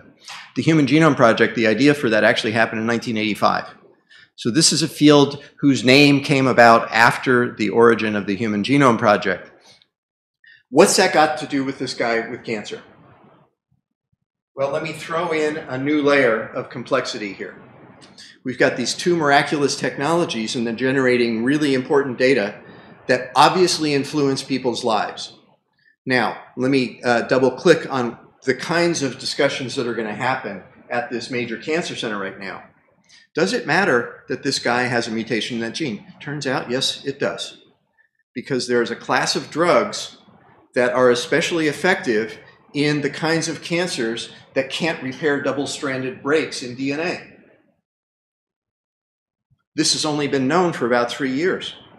And those treatments are now possibly going to work, but it depends on the nature of his tumor. So this information may actually matter whether this guy lives for 3 months or 10 months or maybe even 10 years. Lung cancer 5 years ago would have been a death sentence within 3 to 6 months. It may not be now. And the difference is we actually now can take the information about what's going on under the hood in a particular cancer and direct the therapy depending on the specific genetic changes that we detect in the tumor that is growing in a live human being. Now, what's that got to do with the internet and the kind of problems that we study at CSPO? Well, here's the kind of the big picture. We're generating information about cancer. I'll just use the example of cancer. And we're sequencing lots of genes. And I've said these are two of the most characterized genes in the human genome. They're both huge. If you add them all up, there are 80,000 base pairs that actually code for the protein, and well over 1 million base pairs of stuff in between them, broken into many exons, that is pieces of the DNA that get spliced together before you produce the protein. And what that means is we know that we will eventually discover at least 80,000 variants in those genes in human beings among the 7 billion people that live on this planet. Already we have discovered 20,000 of those variants, and they've been put into public databases. How many of those do we know actually how to interpret? About 3,700. So, how do we go about interpreting whether a variant in one of those two genes is actually associated with cancer or not? How would you figure that out? Well, the best way to figure that out is to get the sequence and follow people in their families over time, get lots of information about them, who gets cancer, who doesn't. It turns out most of the variations are not going to be harmful. But the ones that are harmful really matter, and they actually direct therapy. So this is very high stakes, very information rich. Now, what's the problem? I've said we've got these data structures that allow us to share data globally.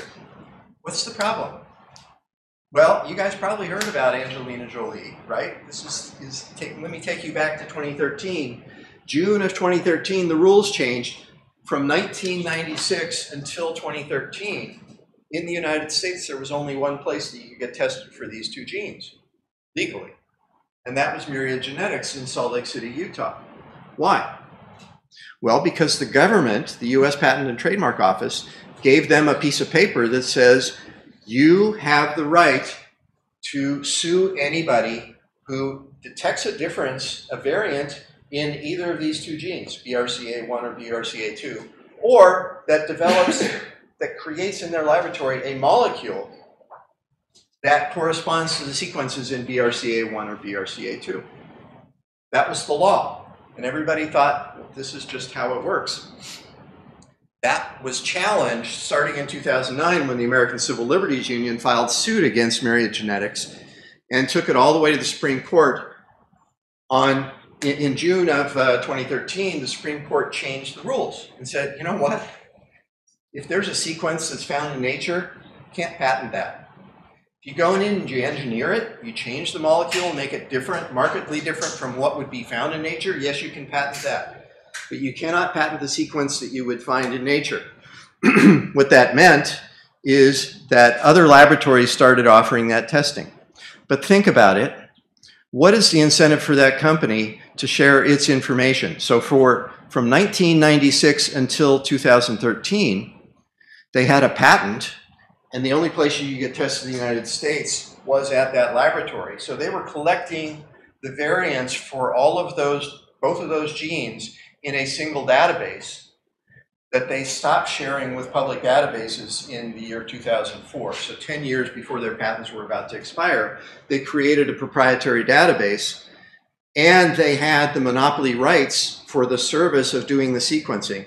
So they had a really valuable business commodity, which is the information about which of those variants cause cancer and which of them don't. But it was in a proprietary database that was not publicly available. So think about it. You're one of those labs that wants to do testing on these genes in 2013. What are you going to do? You can derive the sequence just as well as any lab in the world. You're going to get an accurate sequence, and you're going to find variants. And if it's a common variant that is already in the public database, we all know which ones are harmful and which aren't. The common variants, fine, you can interpret that test. But 3 or 4% of the time, you're going to come across a variant that you don't know how to interpret. and it's really high stakes. Is this associated with cancer or isn't it? You do not want to give an answer back to a family, oh gosh, we're not quite sure whether you're going to get cancer or not. Should you have both breasts removed? Should you have both of your ovaries and fallopian tubes removed? This is incredibly, incredibly high stakes information. And you don't want to be giving very many people the answer, we don't know how to interpret this. So we had a classic prisoner's dilemma problem, don't we? Right? Look at it. You have a bunch of labs all over the world who would all be better off if they were pooling their data and making it easier to interpret, making it more reliable to interpret the clinical significance of those variants. But you also have an outlier that has a proprietary database that it knows is valuable, and they can sell to physicians, oh, we've got the best database in the world, so come to us to get your testing at $4,000 a pop. And that was the business dynamic, and that is the very process that we are trying to study.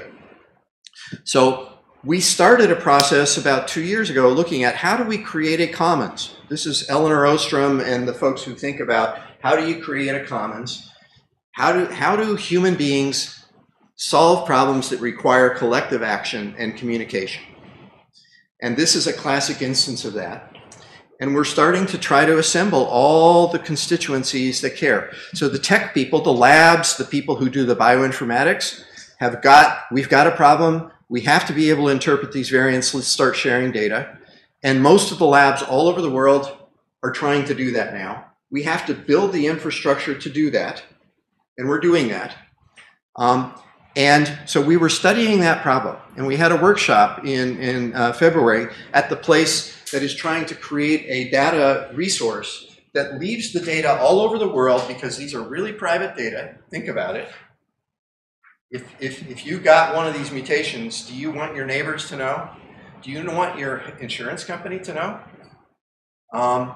So these are very, very private data that tend to be covered by informed consent agreements with the lab that did the work. And the data pretty much stay where they are because those are the terms of use of that kind of information. But what we have begun to do is create the data resources that allow software to move around and extract the information. We don't need to know anybody's name, address, whatever. What we do need to know is, did the people who had this variant that can be public information get cancer or didn't they? And do that correlation across lots of people in lots of databases. And then we can pull that information and say, hey, this is a disease-causing variant. This is a benign variant that you don't have to worry about. You only extract that information, put that into the public databases, and you can do that usually anonymously. And you have data structures that are federated and allow the software to come in the gateway that's certified and says it's so safe to do this analysis and pull it into the public database.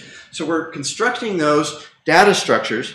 And we had a workshop that was trying to unify what was going on in the tech base and the bioinformatics and the lab people to the people who are the end users, the women and the men who are at risk of cancer themselves, and say, hey, we would like you also to be users so that when you get a test result, you can put your data in there. You can go directly to a piece of software that will tell you, what does this variant mean for me in my life? The very situation that I was helping somebody deal with 3 weeks ago. What happened? We had that workshop in February. In March, Cambridge Analytica happened. And one of the advocates that was at that meeting happens to have worked at Salesforce. And she asks to look at the API of a bunch of groups that have formed. Think about it. If you get one of these mutations, and you want to know, what does this mean in my life? What decisions do I have to make? What are you going to do? You're going to look for other people who have already had that experience. And you're going to call them up, but you're not going to call them up anymore. What are you going to do? Join the group online. And where are you going to go? Facebook. Okay, so you're going to go to Facebook. You're going to create a Facebook group, and there are about 10 groups on Facebook for BRCA carriers of variants that have disease significance, or that they don't know whether it has disease significance, these variants of unknown significance. So there are about 30,000 people and these Facebook groups have existed for about 10 years. And this advocate who knows how an API works goes in and realizes, oh my God, we moderators called this a secret group. A closed group, excuse me. They've just gone to secret. At that point, they were closed. And we thought as moderators that the only people who could go in and get access to any of the data were us as moderators or somebody that we delegated a token to.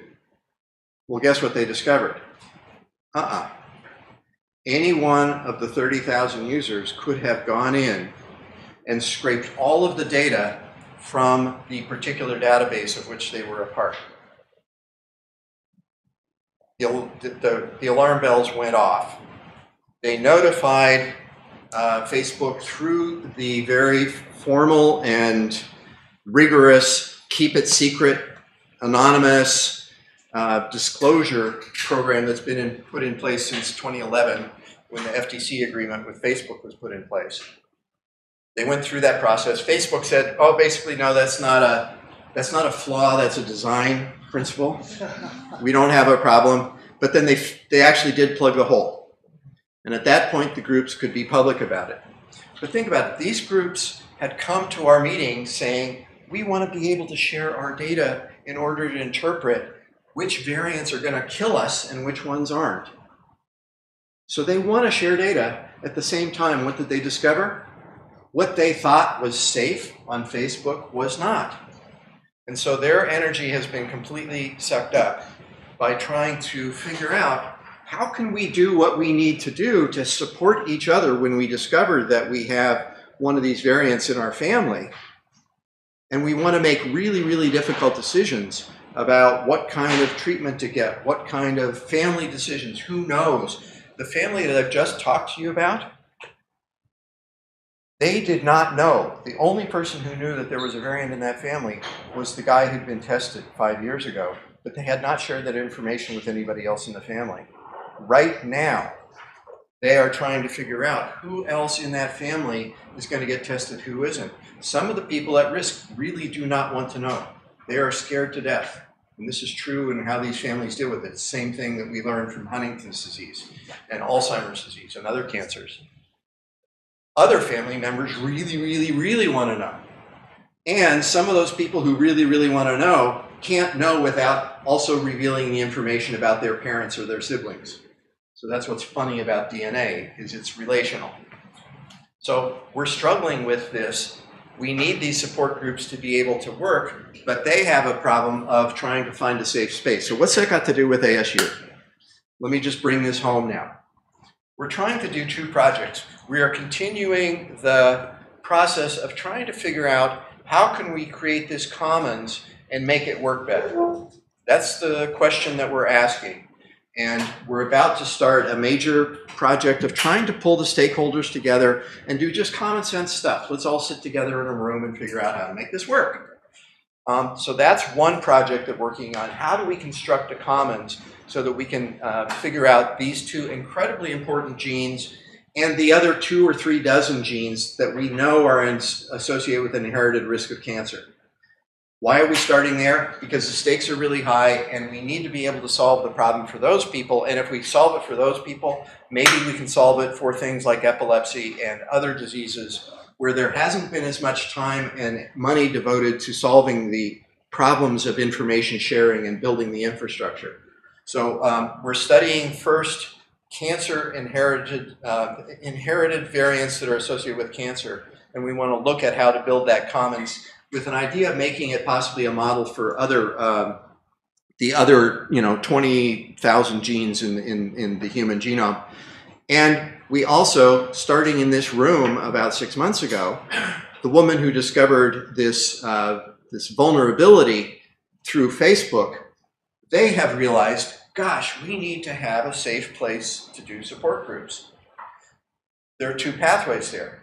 Facebook cleans up its act, acknowledges that there's a real problem, and they come up with a set of rules that look more like informed consent and people actually opting into participating in a safe space that has real protections from them, or they have to find a new place to do their sharing of information and to support each other. We don't know which direction it's going to go, but they've got 6 months to try to figure that out with funding from the Robert Wood Johnson Foundation from a meeting that happened in this very room about 4 months ago. So we're trying to build the commons and also create a safe space for social networking. And frankly, I don't have any idea where this is going to land, because we're kind of out there in terra incognita trying to figure out what the rules should be. And that's part of what we're doing. So Andrew, if you want to.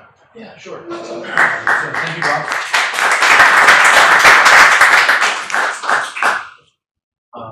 Can everyone hear okay? Or should we do? Yeah, let's do that. Is this basically? Does this one work? This one right here. Okay. So my name is Dr. Andrew Dufresne. Thank you. I'm actually representing consortium I'm developing on science education, communication, and consulting. ISEEC, the Integrated Scientific Inquiry and Engagement Consortium, and you know, I'm coming at this from this focus of an intersection of science and society, and I think that's very relevant to this topic as it is to the workshop as a whole. I want to just provide a little connective context to kind of link together the talks and really parse what it is that we're trying to ask and what it is we need to discuss as a group. Historically speaking, in terms of, you know, like bringing in some stuff that Katina and Pat shared with us, scientific discovery was based on an observation of the world around us. Starts off basic with just kind of, you know, drawings and understanding of what you see is what you get. And then we have the development of glass, as Pat mentioned before, and you start having microscopes and you start looking into cells. And so now we're getting a little more granular, but we're still looking at things that are not uniquely identifiable. These are properties that are still shared amongst a lot of different parties and things.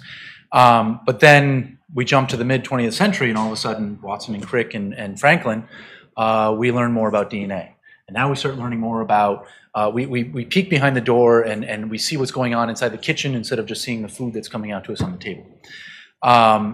And J. Craig Venter and others with the Genome Project, 89 and 90, when that started taking off, now we're trying to not just have an understanding of what our DNA is, but how can we take advantage of it? How can we have this be our next technological leap?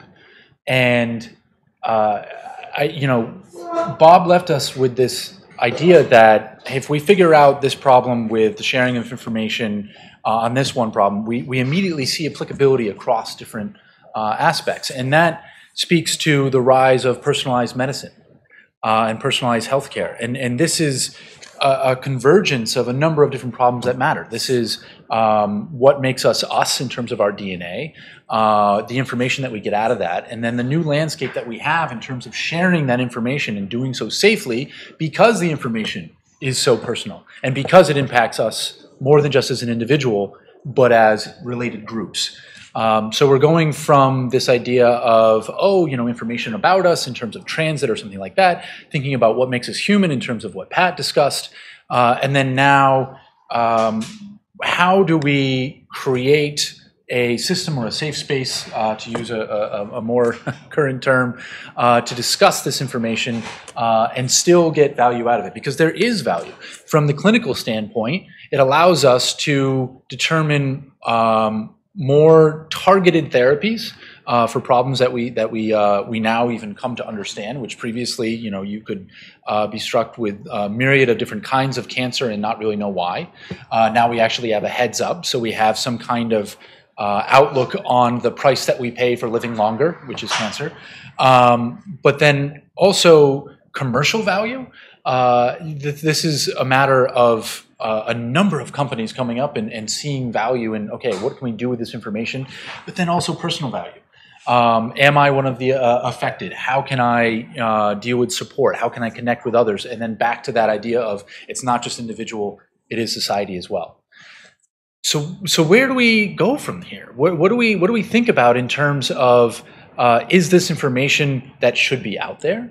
Does this fall under HIPAA and other kind of policies where we just keep it to the affected parties and the doctors and clinicians and sequencing companies just talk individually with the patients, and then they're the gatekeepers of that information, and then, well, no, we'll do the interconnection and we'll do the processing. It seems to perhaps deny the need for connection with others of a similar plight. Or do we, whole hog go in with this, the digital landscape and say, okay, we have these networks and these groups that we can create, but now we're opening ourselves into this new landscape issue of who has that data, and is it only those that I know have that data, and when is it getting accessed and by whom?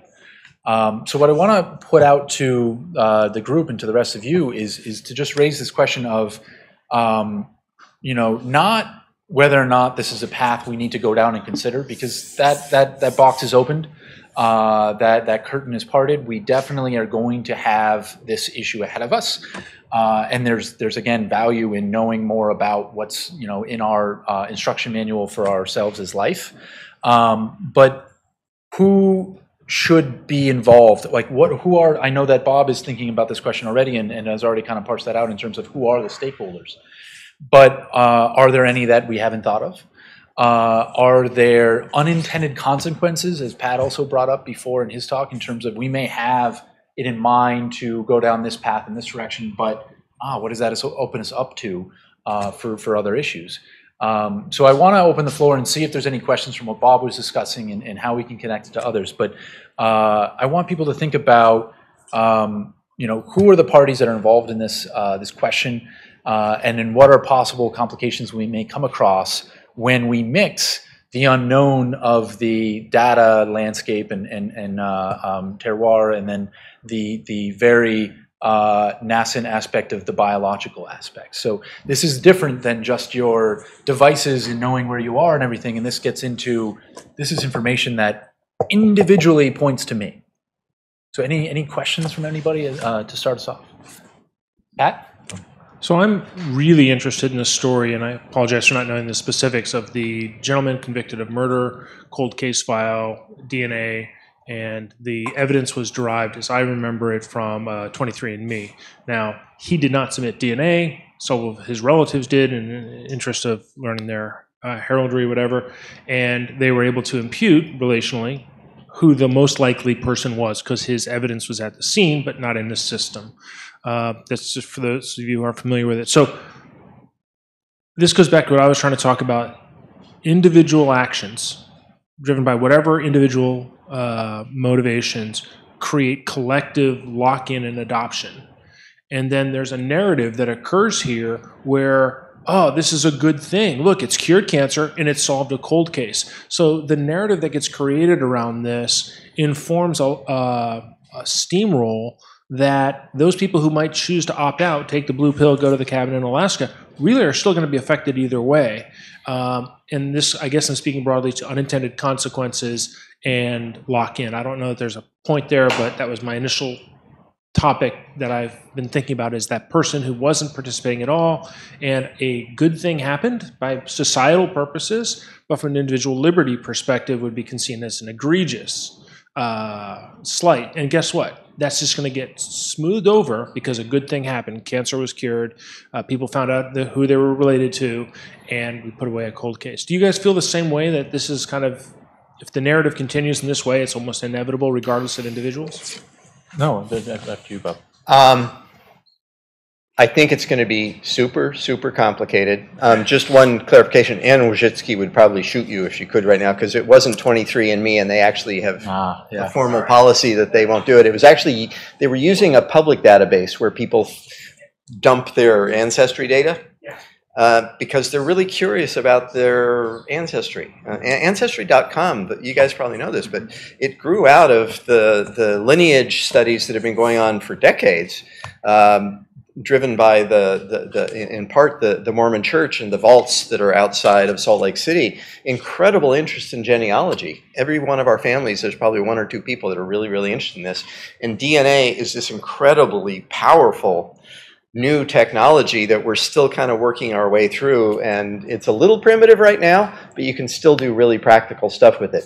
So one thing about the cold case stuff is that one case now has provoked a whole mini industry of people trying to solve cold cases using ancestry databases. And the bioethics reaction, the reaction of people who think about policy has been completely bifurcated into, yes, it was a good thing because we can now solve some cold cases and get these sociopaths out of our world. And on the other hand, oh my gosh, what are the dangers to civil liberty? And they're both right. So we're trying to figure out what should the policies be, and we don't know. The companies are being forced very quickly to come up with policies about how they're going to handle it. And this was a public database, therefore everybody has open access to it, and that's the whole idea about it. And for those of us who are coming out of the open science traditions of the Human Genome Project and the Bermuda Principles, share it and we shall be better off, which is almost a religious principle when we talk about it seriously. And I'm certainly in that camp, but there are dangers to going far down that pathway. And there are real civil liberty things at stake. One other little wrinkle that your remarks made me think about, and this case also made me think about, there are whole populations that are extremely suspicious of the use of DNA information. For example, many Native American tribes have kind of opted out of genetics research for well over a decade for very, very good reasons. You probably know about our own university was involved with some genetic studies of the Havasupai tribe down in the Grand Canyon Basin, and it was a real scandal. And some tribes have decided not to opt into genetic studies at all. What's now beginning to happen is now that this genetics is getting pretty practically useful, and as I alluded to for these two genes, BRCA1 and 2, the population genetics of that is these are genes that don't kill you until after you've had kids usually. So there hasn't been strong selection pressure against the inheritance of mutations of this kind. What that means in human population genetics is that different groups that have married among themselves in different parts of the world and have been isolated have very, very different mutation profiles. So Ashkenazi Jewish families, 95% of them can be explained by just the 3 mutations that 23andMe tests. But the most common mutation that explains breast and ovarian cancer in Iceland is a completely different mutation. And it's yet a different mutation from the one I was just talking about that happened in a Dutch family 200 years ago. So what we've got is founder mutations popping up all over the world. And in an Indian tribe, there is an Indian tribe in Canada where we know there is a mutation in the BRCA genes that is distinctive to that tribe. These are called private mutations. They're very rare, but in a particular population, they're highly clustered because people are related to each other. And so what's beginning to happen in the tribes now is they're wondering, oh my gosh, we want to be able to get the good stuff. We want to know if there's a mutation in our tribe that causes cancer or causes epilepsy or whatever. And therefore, we have to participate in the research that allows that to do it. How do we do that when it's safe, when we know all these bad things have been done, when we allow people to classify us according to the genetics, the history of eugenics and all that? So it's an incredibly, incredibly complicated problem. I think to get to your point in terms of, do you think that the downsides of this will get swept over by the positive narrative because people like to hold on to that and they like to think about what good can come out of it? You know, history is written by those still standing. And I think there's entirely a possibility, but the importance of the issue is that there isn't a path where it doesn't continue to present itself as an issue. I mean, as we know more, we're going to want more. We're going to find more use for that information. The unintended consequences in the realm of biology is that we don't yet know, and I know that's probably similar in certain aspects in technology and others, but we don't yet know some of the questions that we can ask with the information that we have. So while there may be the founder effect, as Bob brought up, where you have these mutations and then they persist in small enclaves, that may seem as though, okay, well, that's, could be up to them to make that decision to opt out and to not partake in that data collection. But one of the problems is that there could be information within that variant that explains certain protein interactions or genetic interactions that do impact others. And so this idea of like, not necessarily ownership over information, but stake and a right to kind of, at least be in that conversation, that really muddles the waters. Years ago, when we had a particular viral, it wasn't Ebola, I believe it was SARS, but it may have been an influenza virus as well. There was this research that came out about how it could be made airborne. And the question was, do we publish this information? Because one, this is extremely important for a lot of scientists and virologists to know in order to know more about their structure and what's going on with it. But then two, obviously terrorism. And that we don't want that. And so I'm also, my scientist side of me is that purist of like, information is good, like we need to share this and all that. But then the practical side of like, we can't deny our own faults of humanity and everything. So I think we need to focus, and from a policy perspective, on building areas and commons, which do, as you pointed out, they hark back to how we used to do these things. Okay, let's get together a tribunal of sorts and try to hash this out and make sure that we're considering every invested group. That's basically what we need here, and we need to start off from a position of, let's close this off and let's maybe keep this internal until we figure it out, and then begin to kind of bring that out and be able to interconnect groups. But we need to continue to do the work, not necessarily doomsday scenarios with this information, because that doesn't get us anywhere any more so than all rainbows, but we need to make sure that narrative is balanced. We need to make sure that that narrative speaks to those who are negatively impacted and positively impacted, or it will simply go the way of, the masses get to have the final word. So. I think Bob will be the right person to answer this question. In your data commons work, and I'll preface and say, I've built and designed and had my team build a data commons system for other as well as genomic data sharing. It's in production now for teams doing research with DARPA. But one of the things we're looking at, because of the size of the files, because of the inefficiency of the data formats, is the MPEG-G genomic data compression standards work that's currently going on.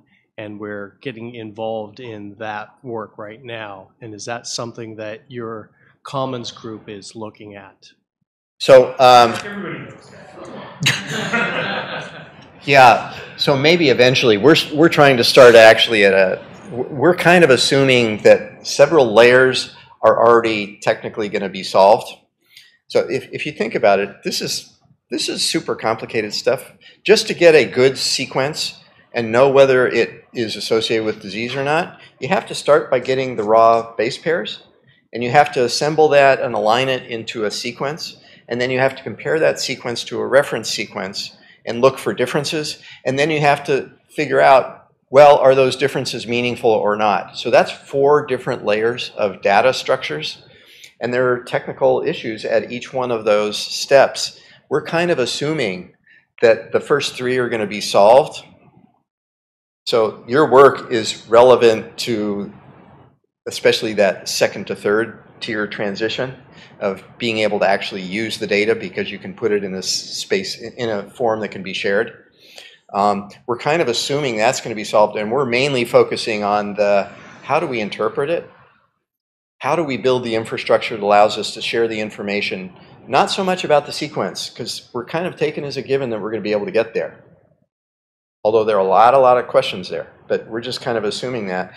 But it's the part about who's going to get disease and how do we link those data safely to the data about the sequence. So we're mainly focusing on trying to construct the commons for the interpretation of the variants that we can be pretty sure of.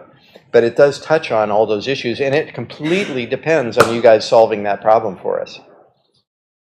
The handling of the information and the compression of that, because of the volume of it, you get into accessibility, right? You get into this idea of like, are we bringing in the right stakeholders because there's only going to be a smaller number of parties that have the technology and means to filter through that information. And then on top of that, depending upon the pool of information that you're taking from, which now brings in others and how many people are opting in and sharing the information, is the reference sequence correct?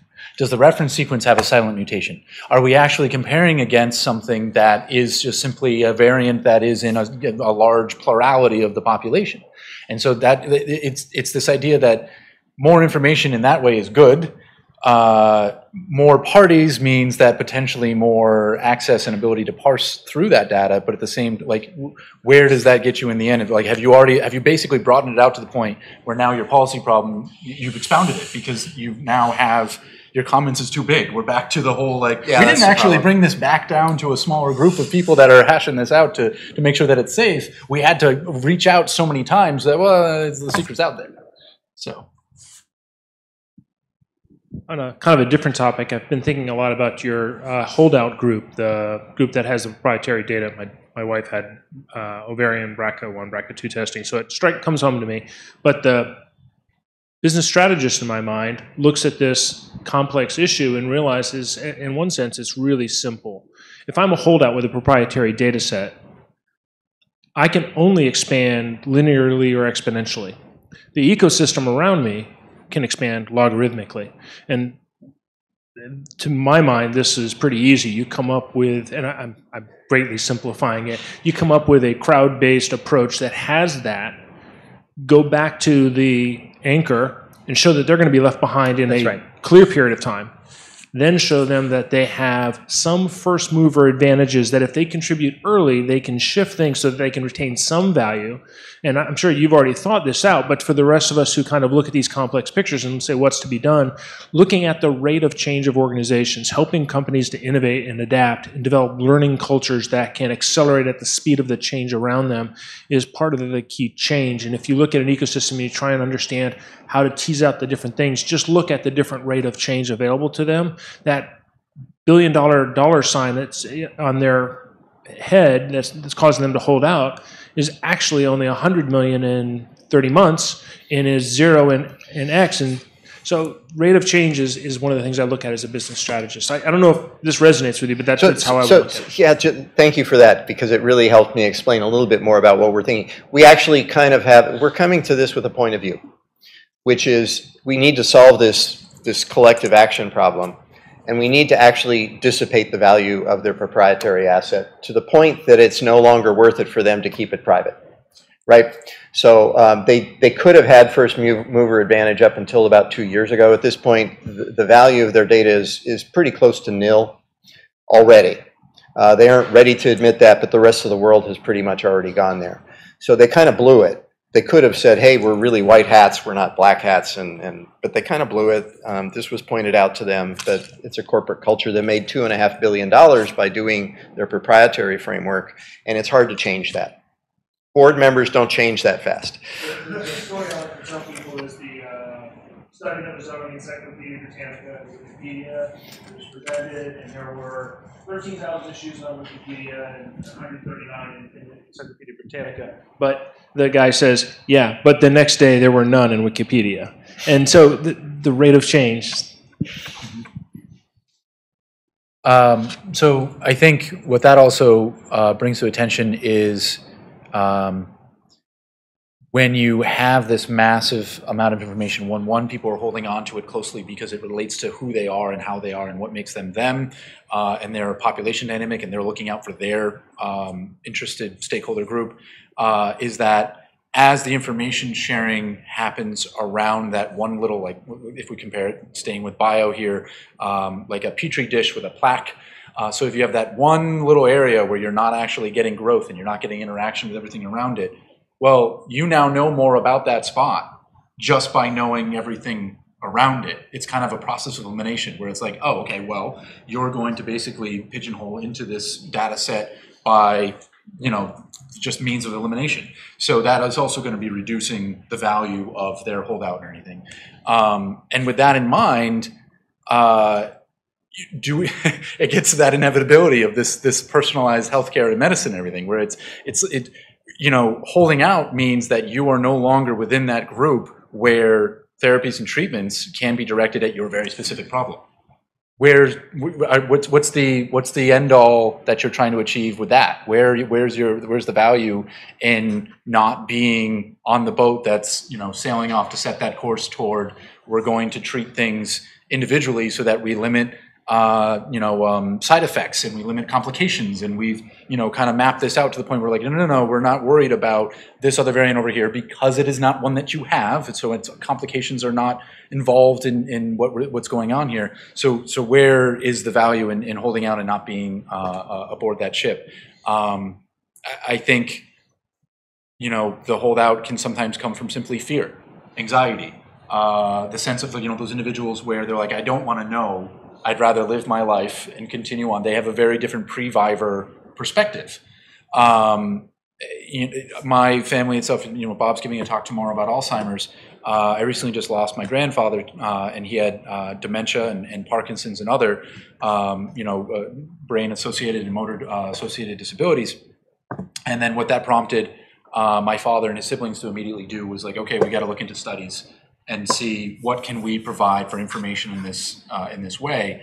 It's the same group of people that also looked into the ancestry aspect, and they found out some things about their DNA because if it's ancestry, if it's 23andMe, okay, about past generations, and it brings into a social dynamic that I think we sometimes forget when we're either in the lab or in the boardroom with the policy discussions and everything, is that this also comes down to human experience, and where that value and what the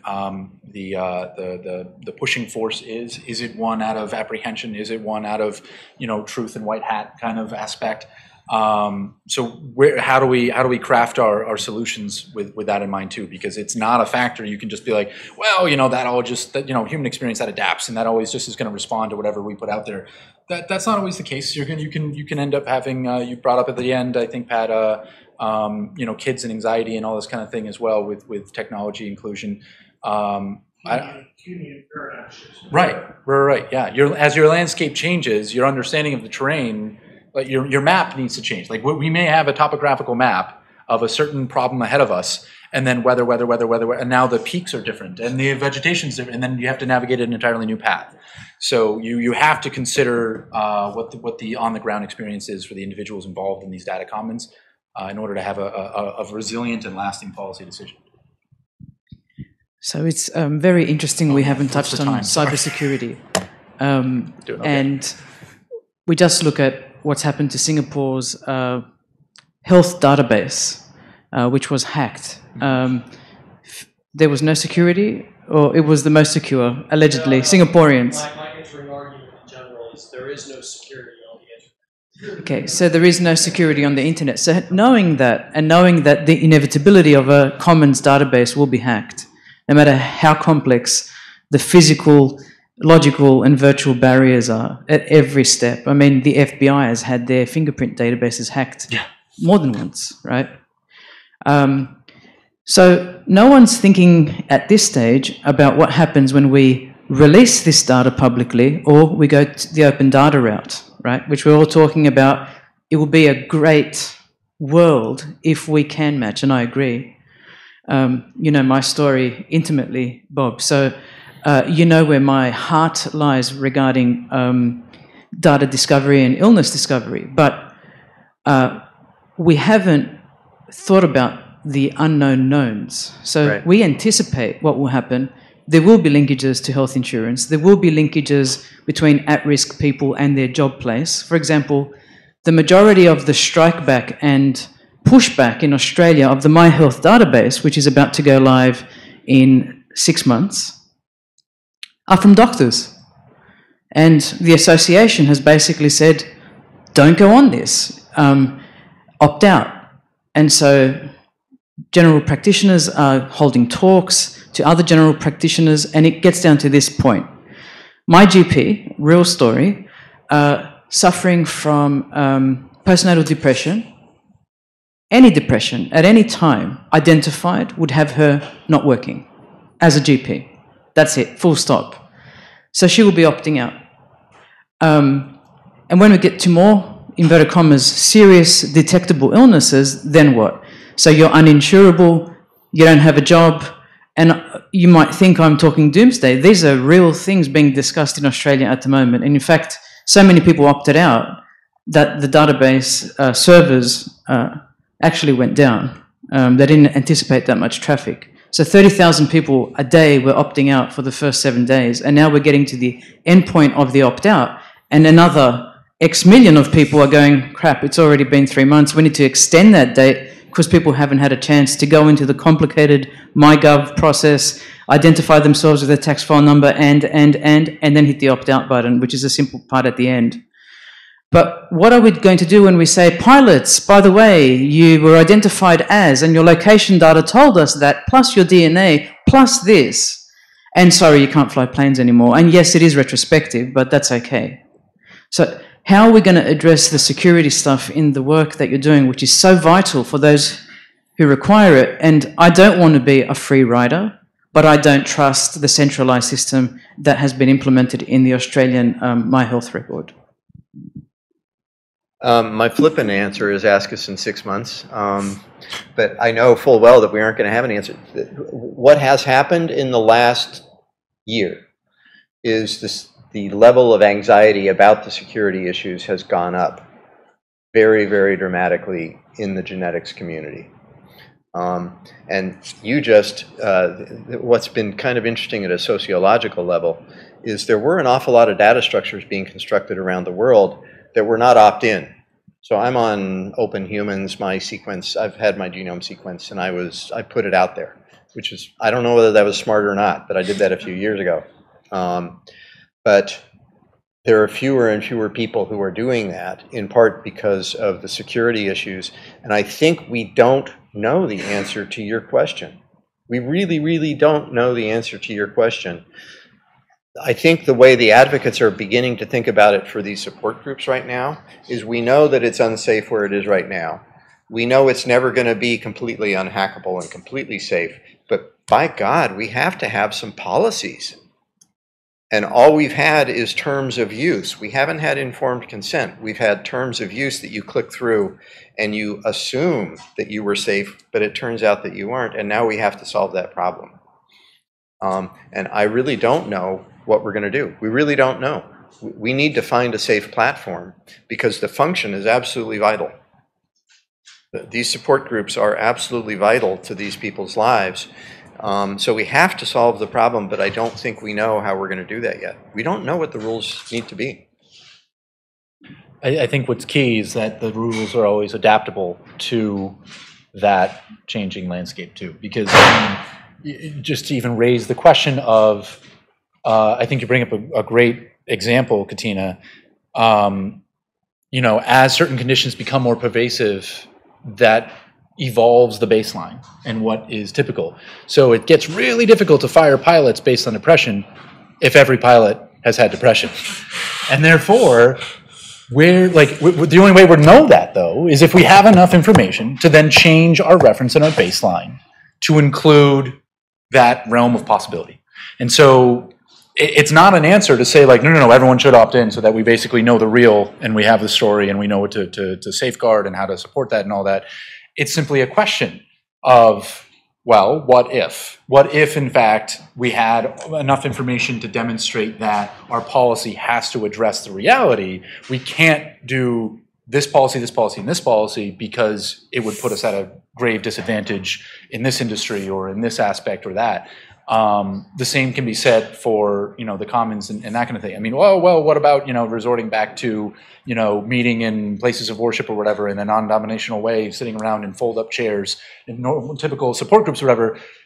But that, defies the reality that you may not have someone in your local community and that has the same kind of affliction, because we now know so much more information from the granularity of the data. And we need that interconnection to be broader. Like Stephen Johnson with we need that larger node in order to make those bigger connections. But yeah, I would concur that in fact, We don't know. Let's see how that pans out. If we think across all these issues, I keep coming back to mental health, right? Because think about the person, you guys are probably staying up nights thinking about these issues. The downstream user, to the extent that they have a gory interface with this, to adopt a term from UC Bio, did I say it right? UCBio. To the extent that an end user has a gory interface with this, where they have to actually now get out of their comfort zone and actually think about this issue, they're going to stay up nights. Same with Katinas. And in every complex situation I've ever dealt with, and we were talking about a couple before out of our past industry, we didn't know how it was going to be used, and we were the people doing it, which means there are going to be victims. So there's going to be decisions that people are going to have to deal with or choose to ignore, and there's going to be victims. There's going to be evidence that there's bad downsides to making the decision.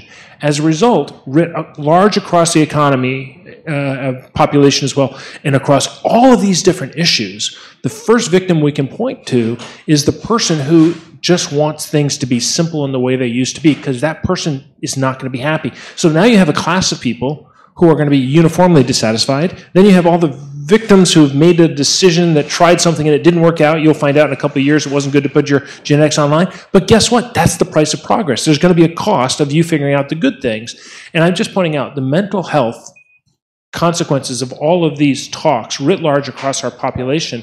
I don't know that people are addressing, other than saying kids playing video games are stressed out. And I think it's much, much larger than that. Mm-hmm. But maybe I'm wrong. I work with kids every day. It's definitely a bigger thing than just that. Well, thank you. I think we're doing lunch now. Now? And then we'll continue with the program. Thank you, Thank everyone. you so much for everyone's participation.